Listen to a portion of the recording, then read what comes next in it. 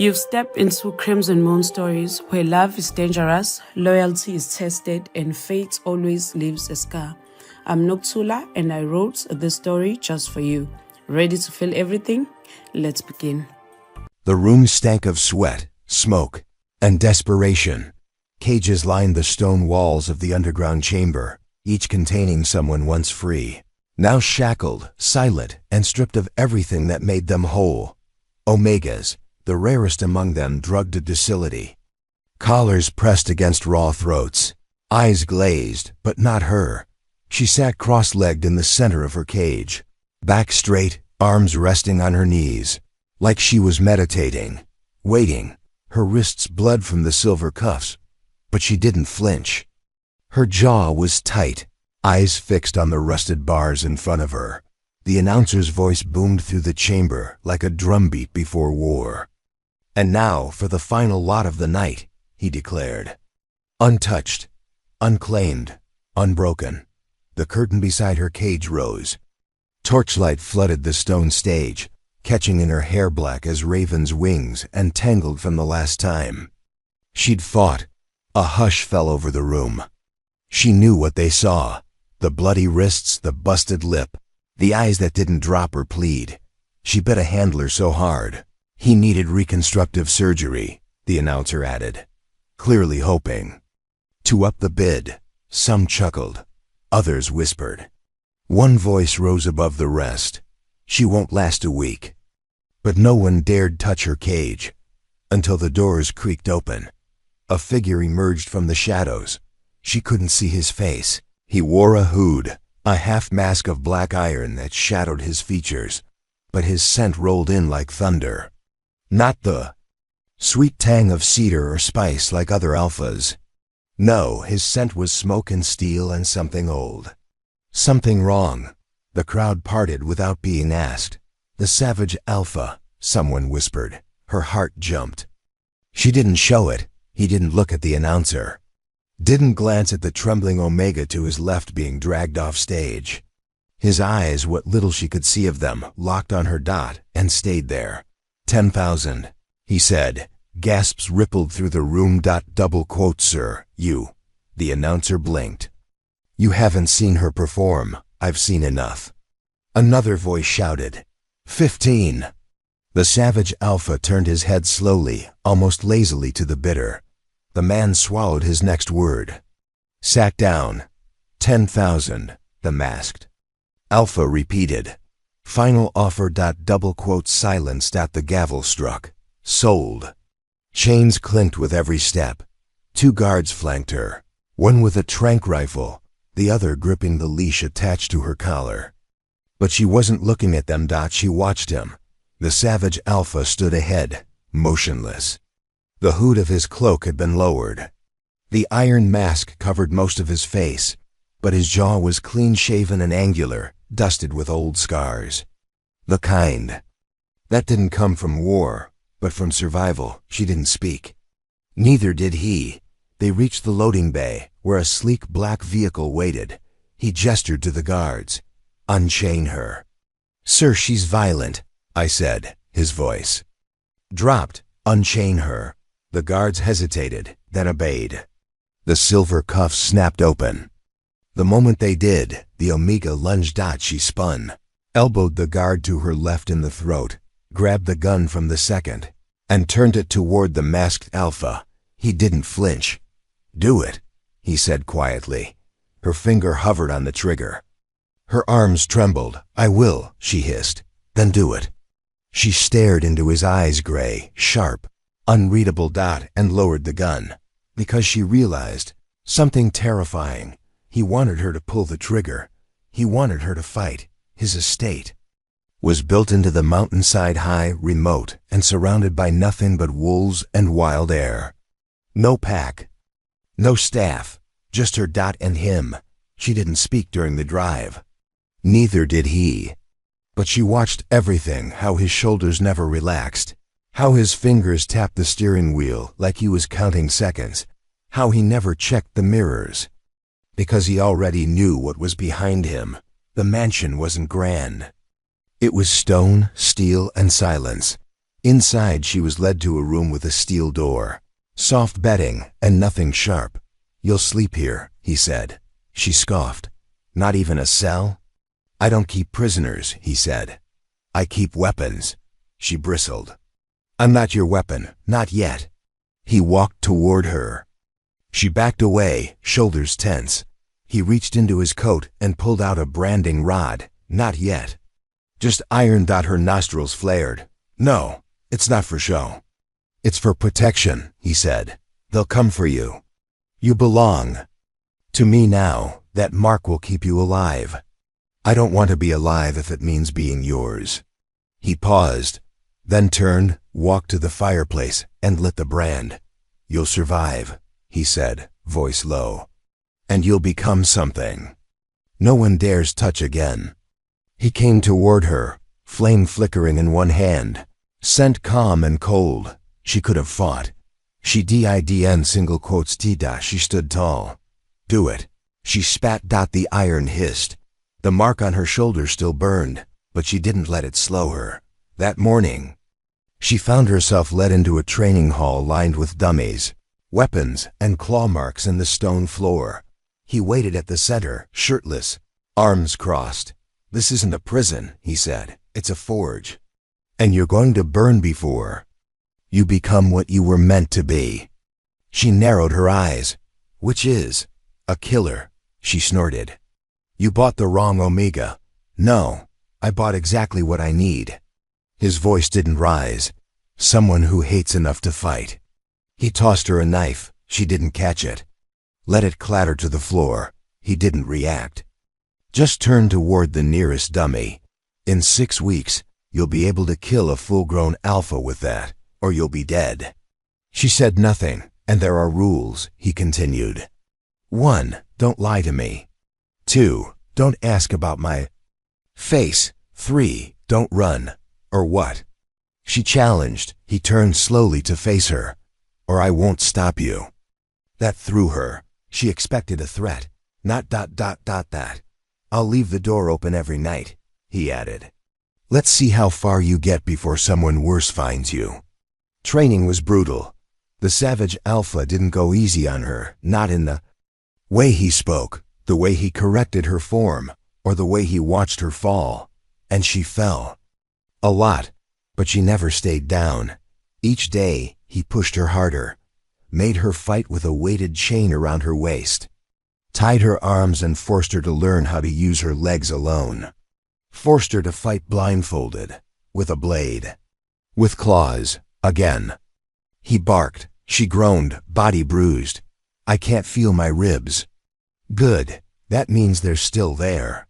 One evening, after hours of combat drills, she collapsed against the wall, drenched in sweat. He approached, tossed her a water bottle, then crouched in front of her. "You have rage," he said, "but it's wild, unfocused." "And you think you can tame it?" She scoffed. "No," he replied. "I think I can aim it." She met his gaze. "Why? What do you want from me?" He was quiet a moment. "I want someone who'll stand beside me when the rest of the world turns against us." "And if I don't want that?" His voice turned soft, so soft it scared her more than any threat. "Then die on your knees like the rest." The door was open, just like he said it would be. She stood at the threshold of the hallway, bare feet, silent against the cold stone.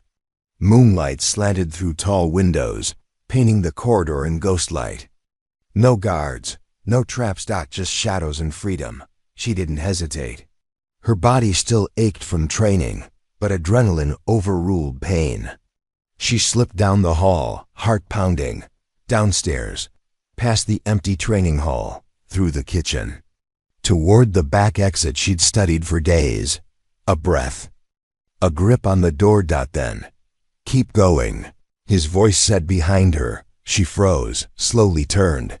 He leaned against the wall behind her, arms crossed, face unreadable behind the iron half-mask. "You said you wouldn't stop me." "I'm not," he replied. Her hand trembled on the door latch. "So that's it? You're just going to let me go?" "No," he said. "I'm going to watch what you do with freedom." She stared at him, furious and confused. You want me to fail? I want to see if you're prey or predator. Her eyes narrowed. You're testing me. No, he said. I'm studying you. She yanked the door open and disappeared. Into the night, she ran through the woods, past thorn and snow. No scent markers. No border patrol. He hadn't lied. There was nothing stopping her. But hours later, soaked in rain and covered in scratches, she stumbled back onto the road, and he was waiting, sitting on a stone outcrop, a cloak draped over his shoulders, calm as death. Circled back, he said. Most do. She dropped to her knees, exhausted. You knew I wouldn't make it far, he shrugged. You made it farther than I expected. Are you proud of that? No, he said. I'm interested. The next morning, she slammed the training hall door open herself.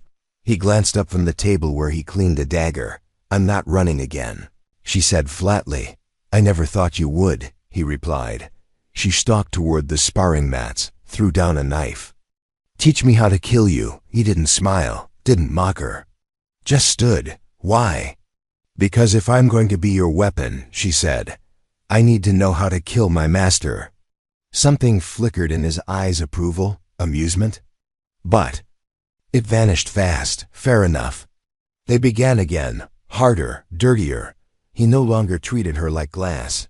He struck without hesitation. She bled, bruised, spit blood, and gave it back tenfold. Her movements sharpened, her instinct honed. She didn't ask questions.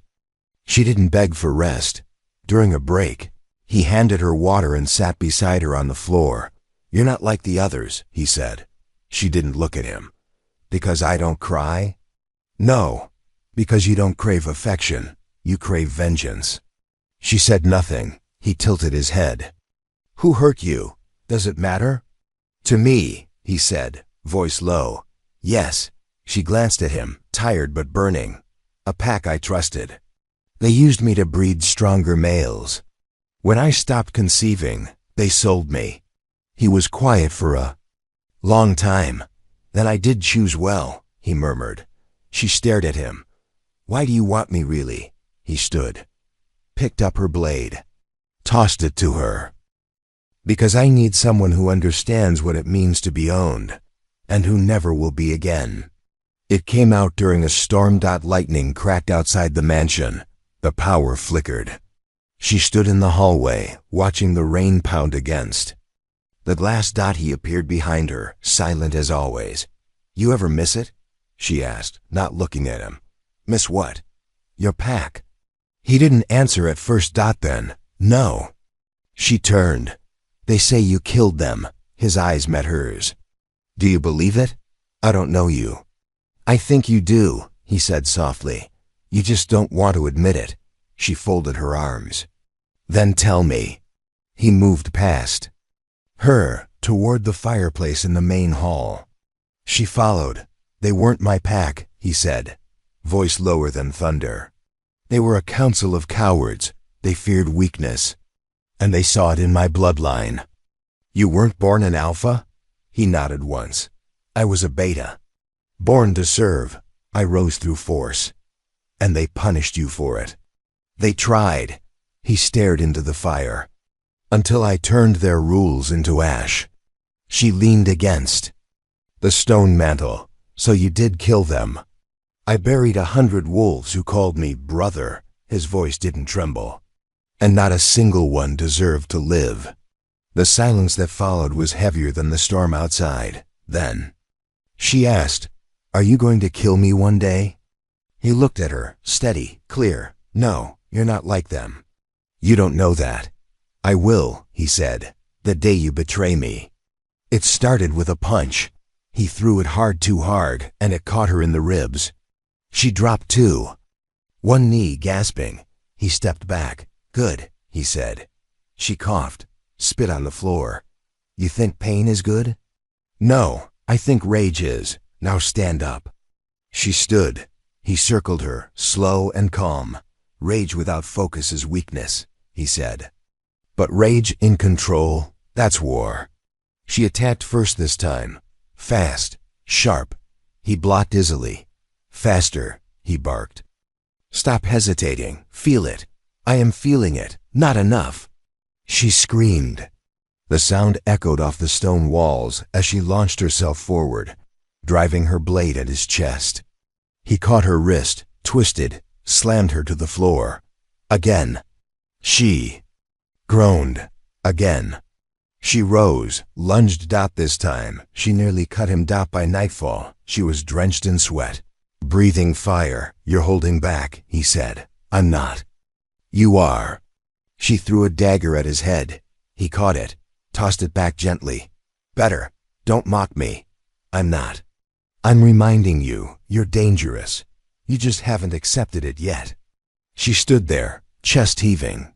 And slowly she smiled. The next morning, she found him alone in the courtyard, sharpening a blade. The sky was still gray. Dew coated the stone. He didn't look up when she approached. You offered me survival, she said. He nodded once. Then offer me something more. He paused his sharpening. She stepped closer. Give me a reason to stay. Not as your weapon. Not as your student. But as someone who could destroy you if I chose. Finally, he met her eyes and smiled, just a little. You want a deal? I want a purpose. He stood, slid the blade into its sheath. Then here it is. He stepped toward her, closing the distance. 6 weeks. Train. Bleed. Win. At the end, you get a choice. I'll either set you free, or I'll name you my second, my equal. She raised her chin. And if I walk away now, I won't stop you. She stared at him, and said, then you have a deal. They shook on it. A soldier's pact, not of love, not yet, but of blood and war, and the beginning of something neither of them could name. By the second week, the bruises faded slower, and her aim had sharpened to something deadly. But it wasn't enough. Not to her. Not to him. They stood in the training hall, the floor dusted with chalk and dried blood. Your stance is too clean, he said, circling her. Real fights are filthy. She adjusted, lowering her hips, blade held tighter. You said 6 weeks. She reminded. What happens if I break that deal early? Then you die early, he said flatly, but with style. She exhaled through her nose. Not funny. I wasn't joking. He threw the first strike. She ducked, rolled, and came up behind him with the edge of her blade against his neck. He didn't flinch. That, he said, voice low, was kill-worthy. She held the position for a heartbeat longer. Her chest rose and fell quickly, but her grip didn't shake. Then I want to formalize it, she said. The deal, you don't go back on your word. I never do. She lowered the blade. Let's seal it. He raised a brow. With blood? With blood. Without hesitation, he took out a small dagger from his belt and sliced his palm. No flinch, no wince. She did the same. He pressed his palm to hers. Warmth surged. But not the kind that came from heat or blood or pain. Something primal stirred. You're not mine, he said, holding her gaze. No, she replied. But we bleed for the same purpose now. The first sign of danger came at nightfall. She noticed it while sharpening her blades near the window. A scent carried on the wind, faint but wrong. Burnt wood. She moved silently through the hallways, finding him in his study, going over maps and hand-drawn schematics. There's someone out there, she said. He looked up. Describe the scent. Smoke, pine, something sharp underneath, like iron and sweat. His jaw tightened. Hunters, she frowned. For me? No, he said. For both of us. They moved quickly, gathering weapons, dousing lights. He led her through the tunnels under the estate, a labyrinth of stone and steel, lit only by torch. 3 packs were at the auction, he told her. 2 walked away without blood. 1 didn't. She looked at him sideways. You picked. A fight at the auction? I left a trail, he admitted. I wanted them to follow. Why? To see if you were worth defending. She stopped walking. You lured them here? I needed a real threat to test you. She stared at him, disbelief and fury swirling.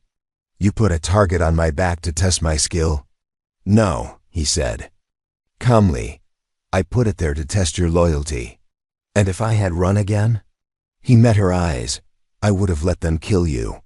They didn't wait for the enemy to arrive. He took her back into the courtyard at dawn and threw her a new set of blades. Lighter. Faster. Knives won't stop an alpha in heat, she said, weighing them in her hand. No, he replied. But if you sever a tendon, you won't have to. They drilled all morning, shoulder locks, artery slashes, escapes. She moved like she'd been born to fight because now survival demanded it. He struck harder that day. So did she. At noon, she landed a cut on his bicep. He barely reacted. You're holding back, she said. I'm calculating. I'm not some project to be measured. No, he agreed. You're a weapon. Weapons evolve through pressure. Her temper snapped. She threw the blade aside and tackled him to the ground.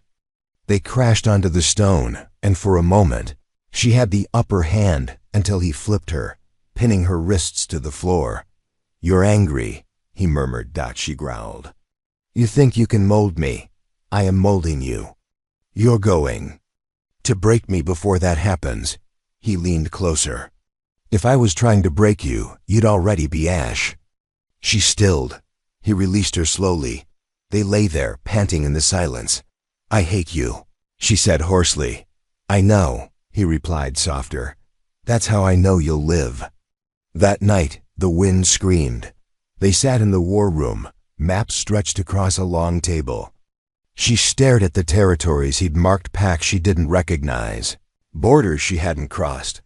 You had a seat at the council once, she said. Didn't you? He nodded. And they threw you out? They tried. I left after.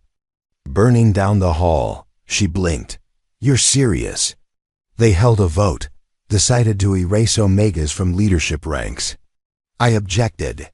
They objected to my objection. So I made sure the records didn't survive. She exhaled. You declared war. I exposed one that already existed. And now? I don't want to rule, he said. I want to replace the system. She studied him. No one builds. Something like this, she gestured around them, unless they're planning for the long game. He tapped the map once. This world thinks a mate is an ornament, a submissive prize. She folded her arms. And you want to prove otherwise.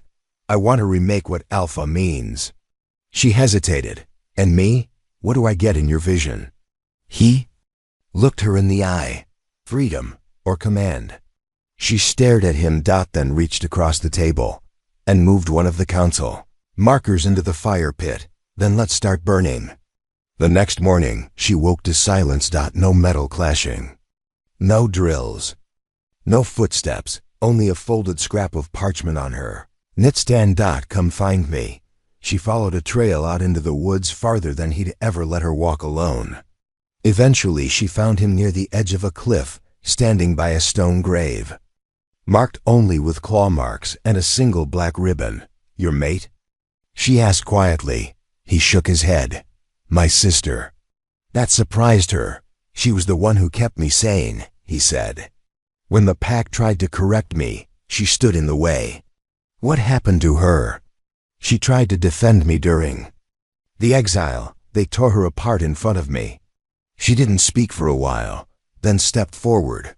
What was her name? Kelara. He spoke it like a prayer. A wound. She looked at the grave. She would have been proud of you.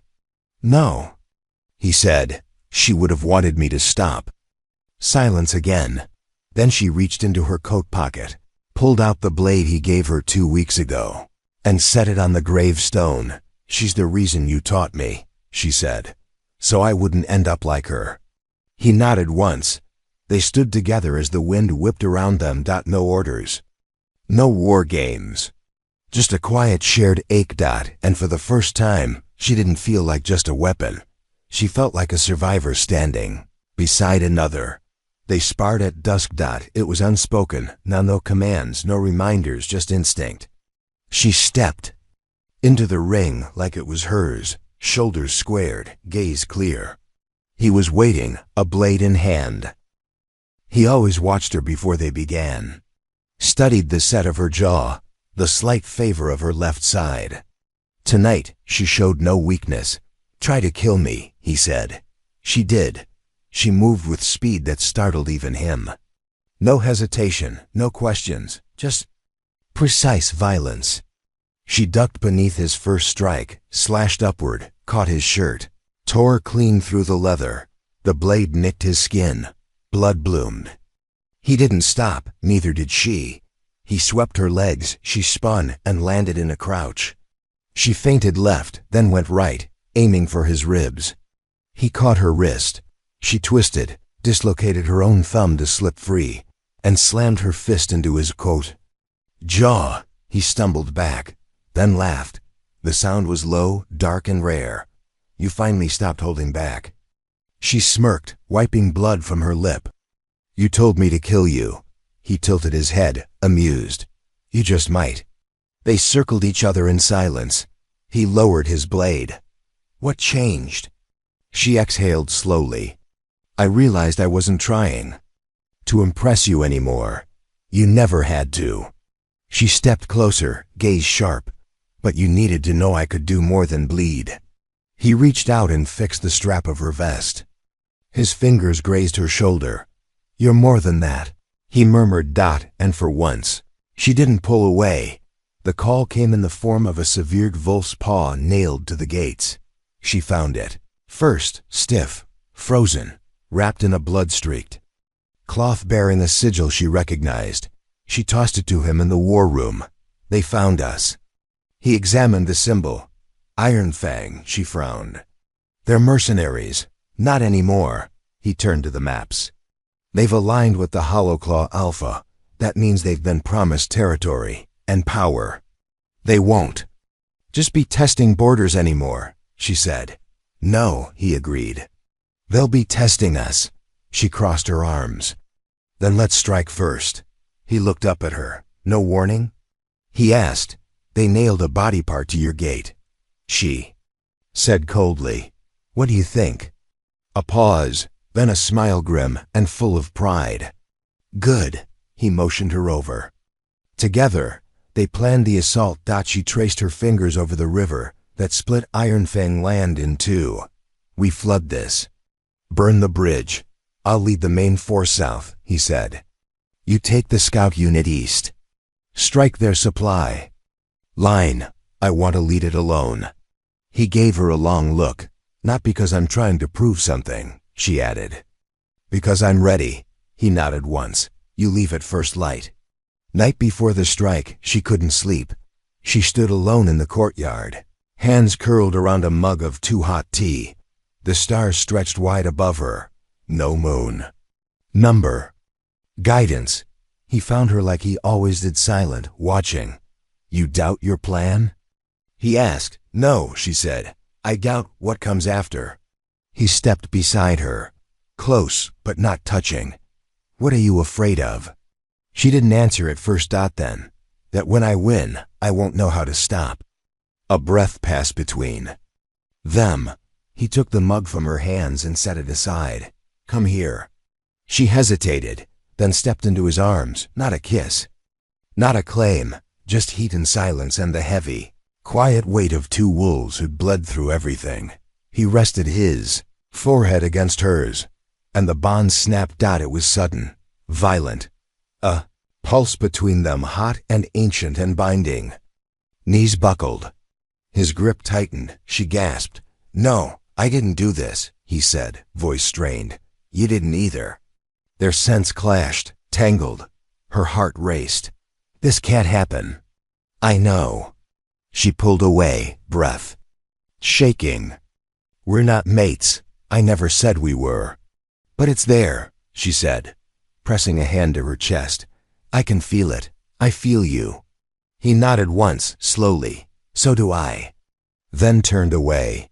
Neither of them spoke again that night. She didn't mention the bond again, neither did he. When dawn broke, she was already gone, leading a 5-Wolf squad across enemy lines.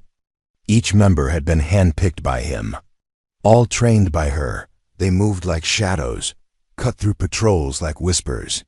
When they reached the supply caravan, she gave the order without hesitation: strike fast, leave nothing. The first kill was silent. Her dagger plunged into a guard's throat before he could even shift. The rest followed. Her wolves obeyed without question. By nightfall, the caravan was nothing but ash and blood. She stood at the edge of the wreckage, wiping soot from her brow. "Report," said a voice behind her. She turned, startled. He was there, dressed in black, blood already drying on his gloves. "You followed me," she said. "I came to see the results." She gestured around them. "Satisfied?" He looked at the corpses, at her. "No," he said, impressed. She crossed her arms. "I didn't need your validation." "Good," he said, "because you won't get it easily." Then he stepped closer. "You killed 6 wolves," he murmured, "and your team came back untouched." "I did what you taught me." "No," he said, "you did more." He looked at her like he hadn't before, like he was seeing not a soldier, but a threat. "And you liked it. You're not my weapon anymore," he said. She frowned. "Then what am I?" He stepped back. "My equal." They returned to the estate victorious. She didn't ask for recognition, but the moment she crossed the threshold, the wolves she'd led dropped to one knee. "Stand," she said. Voice strong, certain. They obeyed. He watched from the stairwell. She found him later in the war room, looking over updated reports. "The Iron Fang Alpha is dead," she said. "Their ranks are scattered," he nodded. "And your team?" "Uninjured. Loyal. And you?" She met his eyes. "Alive." He nodded once, then surprised her. "I want you to lead the next mission." She raised a brow. "Which one? The diplomat run?" She laughed once, short. "You're sending me to talk? Not all war is blood," he said. "Some of it is words sharpened into blades." "And what if I fail diplomacy?" He smiled faintly. "Then you kill them." She paused. "Why me?" "Because they'll underestimate you," he said. "And because I don't trust anyone else." She didn't smile back, but something shifted behind her eyes. "I'll go," she said. "But when I return, we talk about the bond." His expression sobered. "I'll be here." The envoy's territory was farther than expected. By the time she arrived with her 2-Wolf escort, the sun had already dipped behind snow-laced peaks.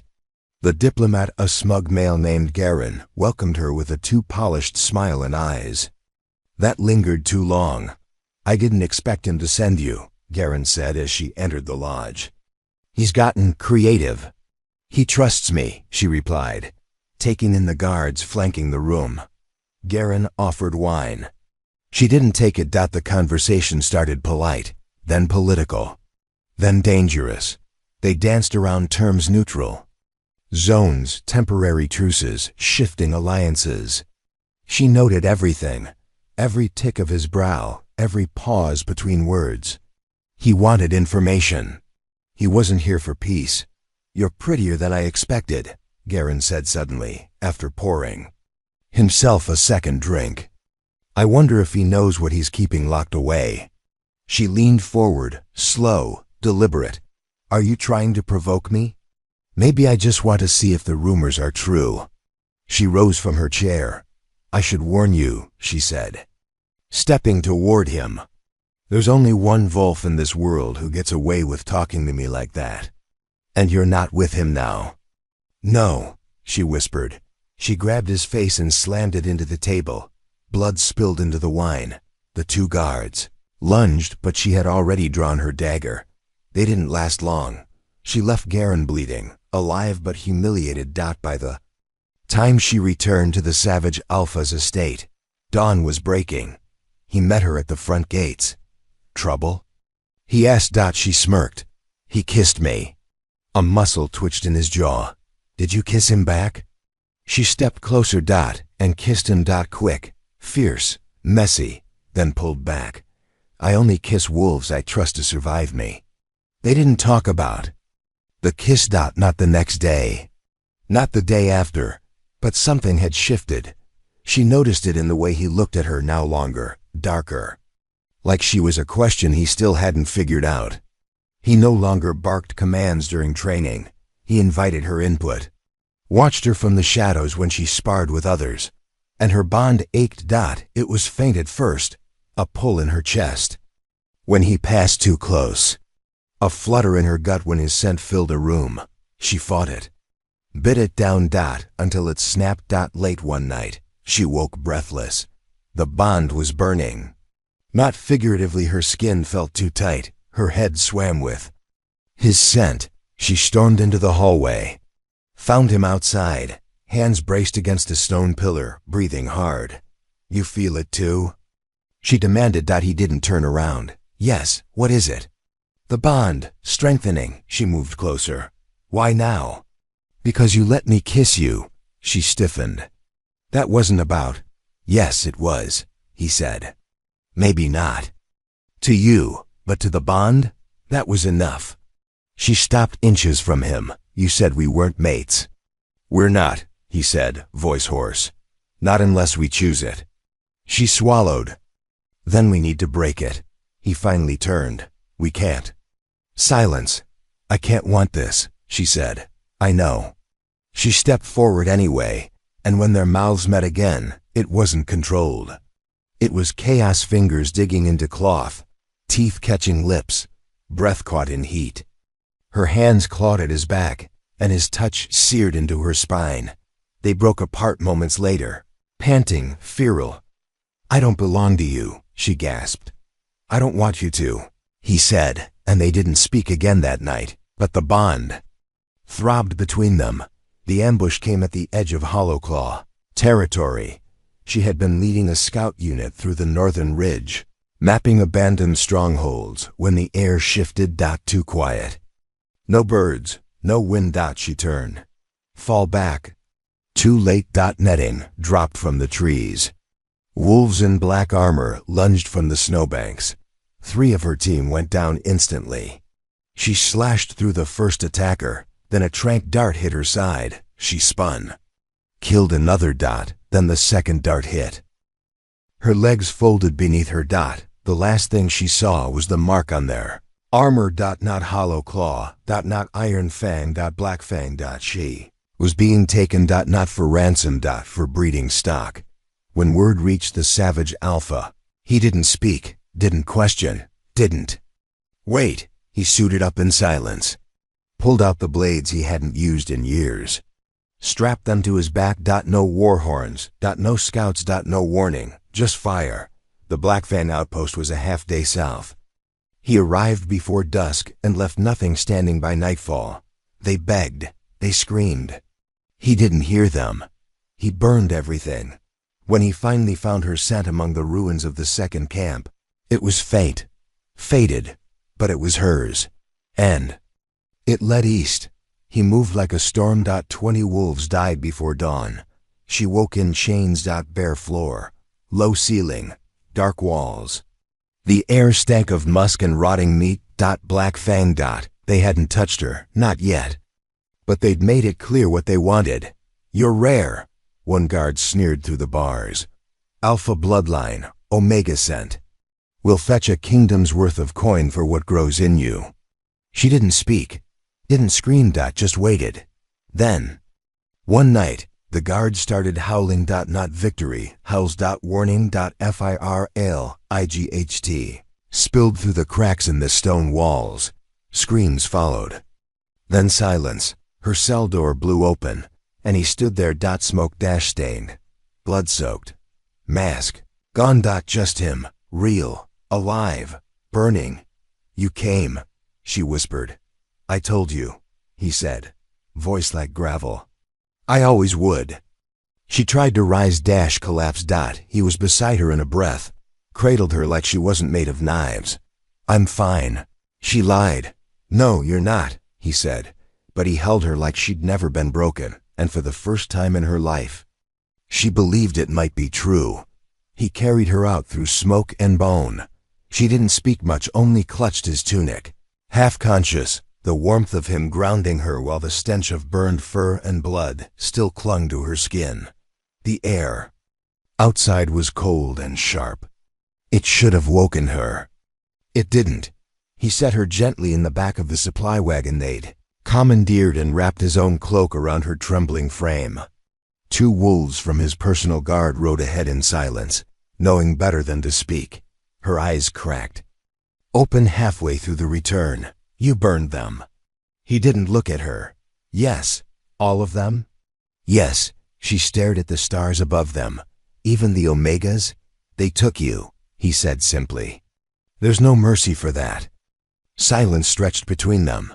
You would have done the same, he added. She nodded slowly. I would have. Only later, back at the estate, when the healers checked her wounds and the sedatives wore off, did she speak again. I was chained, she said, seated at the edge of the bed. I tried to count the minutes, keep myself sane. He crouched in front of her, ungloved hands at her knees. You did more than survive, he said. You endured. She met his gaze. They'll come back. Yes, he said. With a war party, she breathed out slowly. Then I want to be the one to end them. He nodded once. You will be. She wasn't supposed to want this, not the warmth of his hand when he passed her a fresh blade. Not the press of his chest when they trained late into the night. Not the way his scent clung to her skin like a second soul. But it was getting harder to ignore. One evening, she caught him watching her. They were in the main hall, reviewing battle positions for the coming assault. She bent over the map. He hadn't spoken in 3 minutes. When she looked up, he was staring at her, like he was memorizing her face. What? She asked, defensive. He didn't flinch. You're beautiful when you plan war, she blinked. That's a strange compliment. It wasn't meant to be one, she straightened. Then what was it?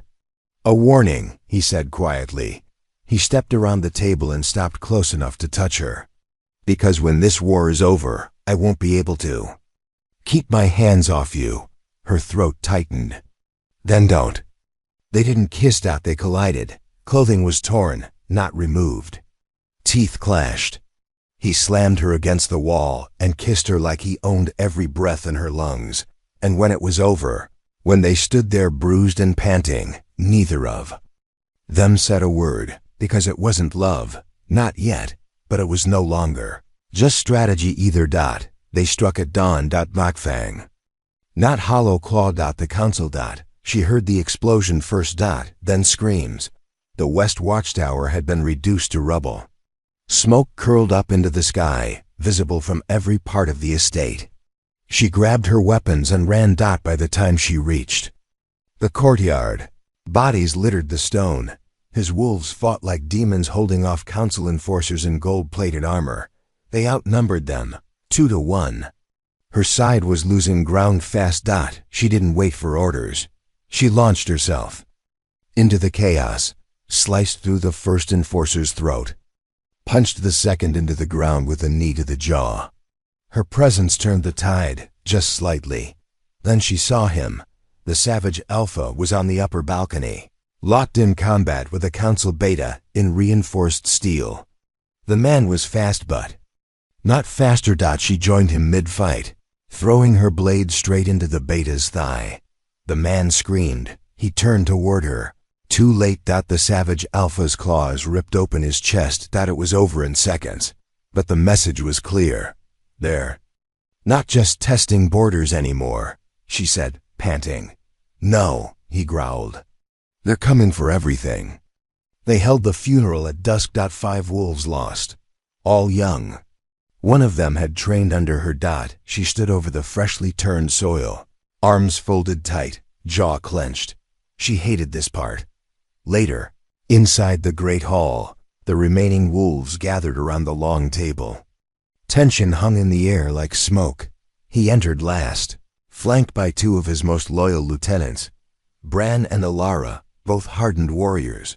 We lost a tower, he said, and blood. She stood before he could continue. And if we stay reactive, she said, we'll lose more. Bran raised a brow. You have a plan, I have a name. They turned toward her. She took a slow breath.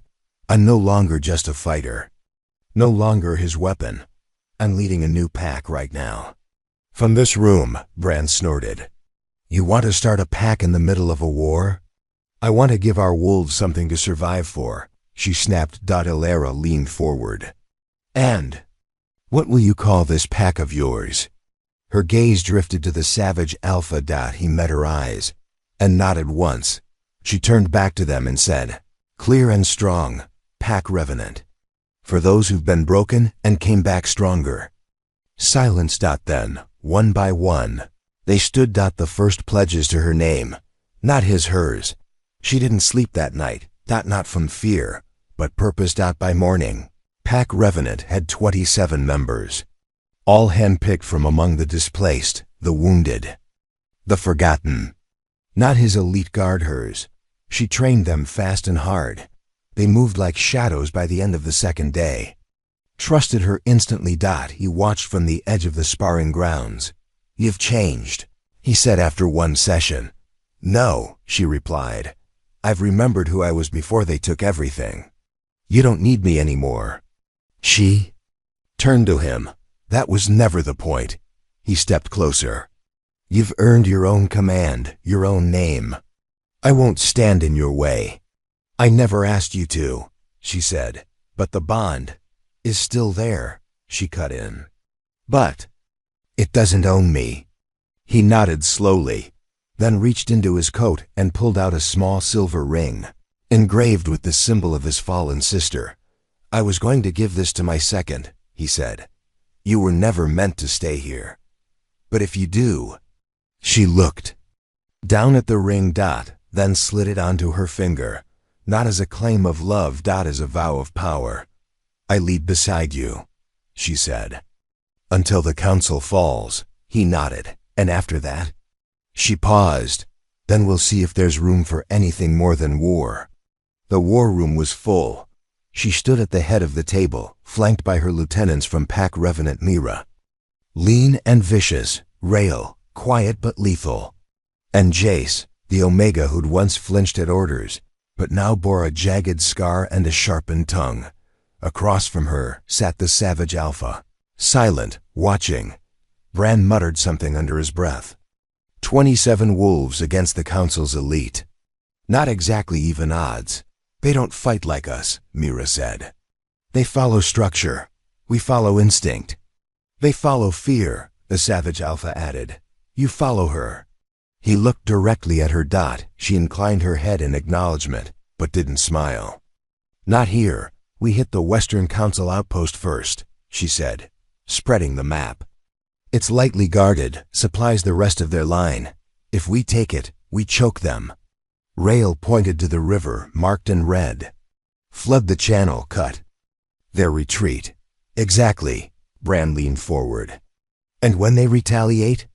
Then we bleed them dry. The savage Alpha finally spoke. You've learned how to lead. She met his eyes. I learned by watching what not to become.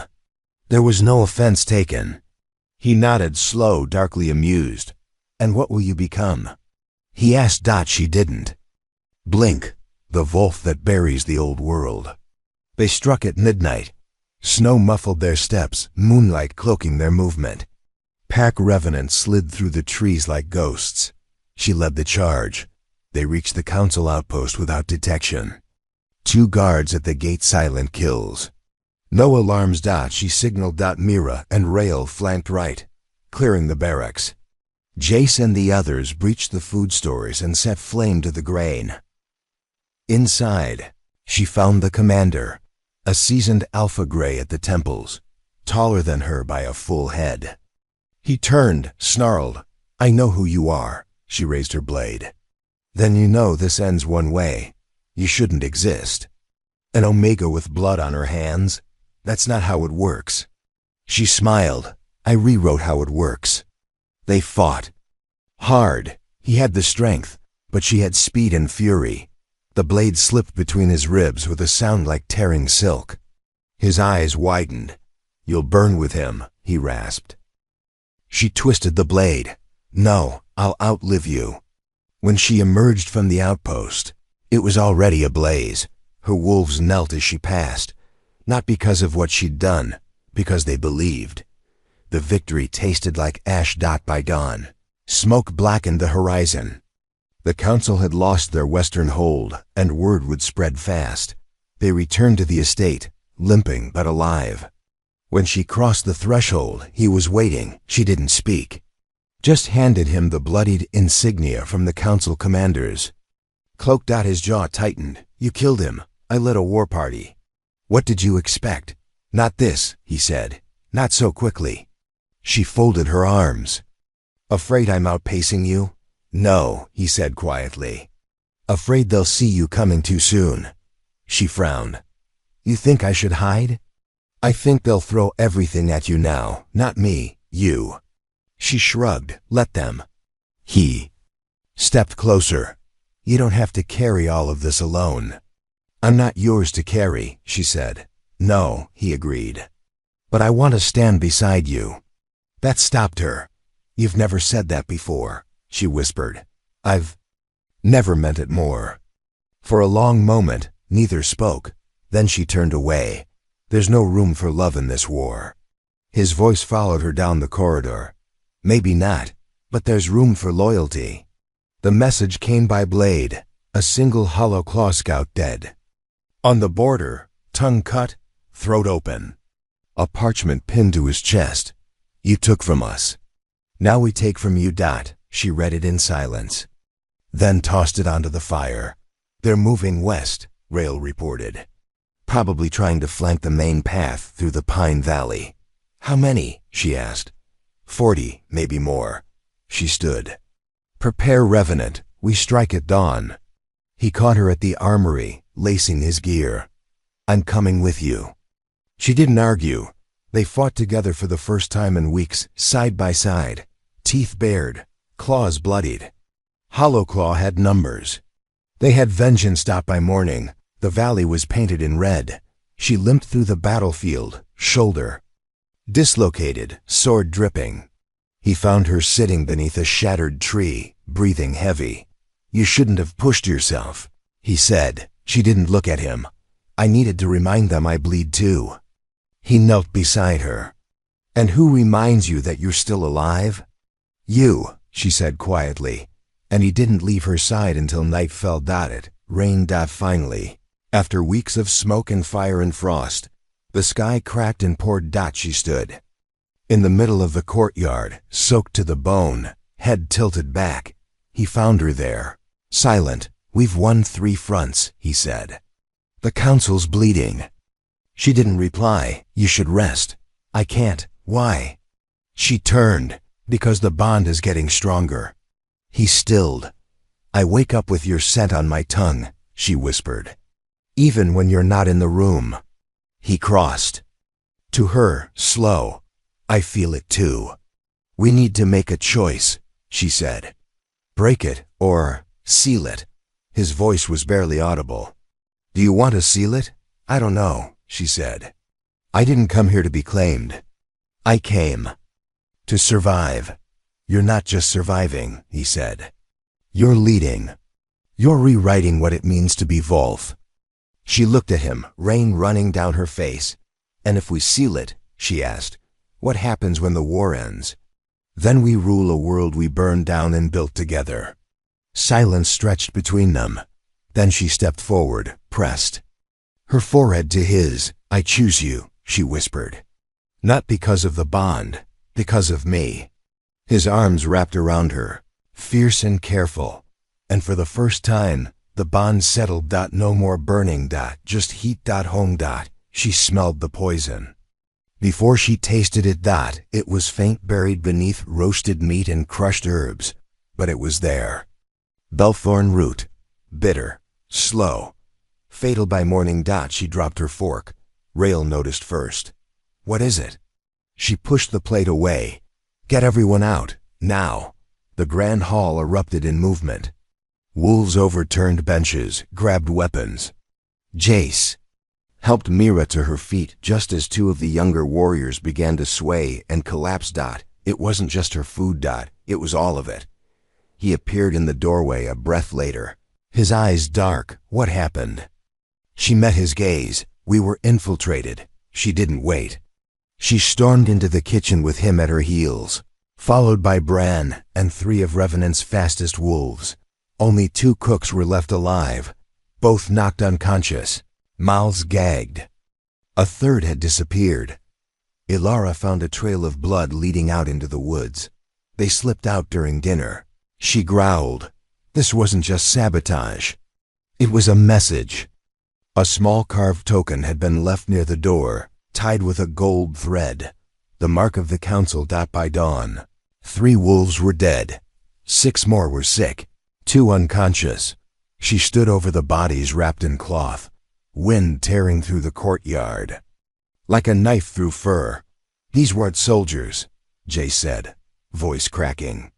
They were pups, 17, 18. I trained them. Mira murmured. She didn't speak. She couldn't. She felt numb. The savage alpha stood beside her, silent, watchful. He didn't ask how she was. He didn't need to. She turned slowly toward him. Burn the forest. Every tree. Every hidden den. They think they can creep into our walls like rats? He studied her. This isn't a strike, he said. It's bait. They want you to overreach. I don't care. You should. She stepped closer. They poisoned my wolves. His jaw ticked, but he didn't argue. He called for the strike force. Bran took point. Ilara rode with them. And as they rode out, she stood atop the watchtower, a black cloak whipping in the wind, and she swore the council would choke on what they started. The traitor revealed himself 2 nights later. It was always the quiet ones. Rail. She caught him just before dawn, slinking through the lower hall, a satchel of sealed scrolls tucked against his chest. He didn't see her, but she saw the blood on his collar. She stepped out of the shadows. He froze. I wondered who it'd be, she said softly. I should have known. He dropped the satchel and went for the dagger at his belt. She was faster. He hit the wall, pinned by her blade before he could shift. Why? She asked. He sneered. They promised me land. A pack of my own. A beta seat. You would have had that here. Not under you. She felt it then, the root of it. Not power. Not politics. Pride. You hate being led by an Omega, she said. I hate pretending you're worthy of it. She twisted the blade. His breath hitched. Kill me. I already sent the location. They know the weak points now. Your bond can't save you. Her fingers twitched on the hilt. Then she stepped back. You're not worth the mercy of a quick death. She had him thrown into the lower dungeons, but the damage had already been done. The council knew where to strike. The first horn sounded just after Monric. By the second, they were breaching the outer wall. She stood on the tower, wind howling through her hair, the sky lit with fire as catapults launched. Ilara sprinted up beside her, blood already staining her tunic. They're surrounding the north gate. Where's Bran? Still holding the southern ridge. And Jace? Gone to the medical wing to guard the wounded. She nodded. Send Myra to the armory. Keep her alive. Ilara hesitated. And you? I'm going to kill there. Alpha. The savage Alpha found her in the war corridor, just before she slipped out the east side. You're not going alone, he said. This is my war. You don't win it without me. They stared at each other in the flickering torchlight. The sounds of battle thundered all around them, claws on stone, howls splitting the sky. You were never supposed to be mine, he said. But you are. I'm not your mate. No, he said. You're my equal. She stepped toward him, pressed her hand to his chest. Then fight with me. And together, they vanished into the chaos.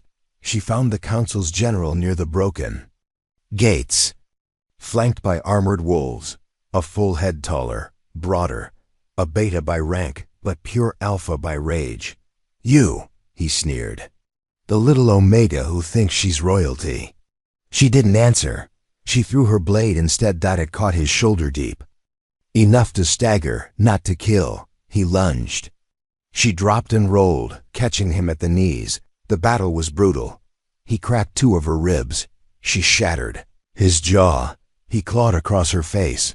She tore his throat. By the end, both of them were soaked in blood. But only one stood. Her. Barely. The savage alpha found her there, swaying, covered in cuts. He's dead, she whispered. He caught her before she collapsed. By morning, the battlefield was quiet. Council flags burned. Wolves knelt at her feet, not out of fear, out of belief. And when the savage alpha lifted her onto the stone steps of the great hall, the wounded and weary raised their voices. Alpha. Not his title anymore. Hers. The battlefield was silent. No screams. No commands. Just the crackle of smoke and the scent of blood-soaked earth. She stood at the center of it, ribs wrapped, bruised and limping, but unbroken. A fresh wind cut through the devastation. Her wolves gathered behind her. Jace supported Mira on his shoulder. Ilara leaned against a scorched pillar, arm in a sling. Even Bran, bloodied but alive, dropped to one knee before her without a word. Not to mourn. To acknowledge. To surrender. To follow. The savage alpha approached, slower than usual, his own arm torn open and hastily bandaged. The council is finished, he said. She stared ahead. Not yet. His eyes narrowed. There's no one left. There's always one left. Her gaze drifted toward the horizon. The council had always had a backup, a final safeguard. The elders, you think they'll fight? He asked. She shook her head. They'll hide. And what will you do when you find them? She turned to him, voice low. End what they began. The ruins of the Elder Sanctuary lay hidden in the hollow peak caverns deep underground, forgotten by most, guarded by wards and silver glyphs. She led the hunt herself, flanked by Ilara and Bran. She didn't ask the savage alpha to come. He followed anyway. They reached the stone gate by nightfall. Ancient symbols pulsed faintly, reacting to her bloodline as her palm pressed against the altar. You shouldn't be able to open this, Ilara whispered. I was never supposed to survive, she replied. But I did. The gate groaned open. Inside, they found them. 3 elders, hooded, eyes milky and old, but unafraid. You've brought blood into sacred soil. One rasped. You spilled mine first, she said. This is reclamation. You are an omega, another hissed. An abomination. A perversion of role and order. She threw the blade. It sank into the center elder's chest before he could finish. The other 2 lunged faster than she expected, powered by old magic. But not fast enough. Ilara severed the first's head. The savage alpha snapped the last one's neck. When it was over, her hands were shaking. He stepped behind her. You did what needed to be done. I didn't feel anything, she whispered. Good. He said, you can feel later. And they left the sanctuary in silence. Back at the estate, the survivors rebuilt. Scars turned to stories. Ash turned to soil. For the first time in generations, there was no council, no alpha order, no branded hierarchy. There was just her. She met with every pack leader that remained. Listened, planned, set new terms, ones written in blood, but enforced. With loyalty, not fear. You'll need a title, Bran said during one such meeting. I already have one. No, he insisted. Not just alpha. You're not ruling a pack anymore. You're ruling a world. Ilara leaned back in her seat. So what then, Queen? Jace rolled his eyes. Please don't say Luna. She smirked. I don't need a title to prove who I am. Let the rest name me what they like. I'll keep building. Later that night, she found the savage alpha in the war courtyard. He was packing. Where are you going? She asked. He looked up. I've done what I came to do. You helped build this. I helped you, he corrected. Now you don't. Need me? She stepped closer. So you're leaving? I don't belong to a peaceful world, he said. You do. She didn't argue. She just placed something in his hand. The silver ring he'd once given her. If you ever return. She said softly, bring this with you. His fingers curled around it, and without a word, he left. She didn't cry. Not the night he left. Not the week after. Not even when Mira teased her about checking the borderlines every time a wind shifted direction. Instead, she focused. She restructured leadership. Gave Omegas seats at council tables. Trained young wolves in strategy, not just subservience. She made Alpha a role, not a class. Jace took charge of the archives. Ilara led foreign relations. Bran, surprisingly, accepted the role of military commander under her authority. One night, alone on the tower, she looked at the moon. The bond still thrummed beneath her skin. Quieter now, muted, but alive. You'll come back, she whispered, or you won't. And either way, she would still rise. Spring broke over the pines like a sigh of relief. She stood in the open training yard, arms folded as young recruits. Sparred under Mira's sharp guidance, a scout ran up the path, panting. A wolf at the south ridge, he said. Not one of ours. She didn't move at first. Then she walked down the path. Through the clearing. Toward the forest's edge where a lone figure stood beneath the thawing trees. He was older, hair longer. Beard thicker, scar across his jaw. Still dressed in black, but no armor. He held out his hand. The silver ring rested in his palm. I thought you wouldn't come back, she said. I thought I wouldn't either. She stepped forward, slow. You missed everything. I didn't come for power, he said. I came for you. She took the ring from his palm. Do you still believe you don't belong to peace? He stepped into her space. I belong wherever you are. They kissed. Not like the first time, wild, desperate. This one was soft. Certain. They stayed in the forest until night fell. No words, just warmth, breath, and the bond neither of them had asked for, but both had chosen, when they returned to the estate. The gates opened. And the world they had bled for began again, ruled by an Omega with teeth, loved by a savage who'd learned to kneel.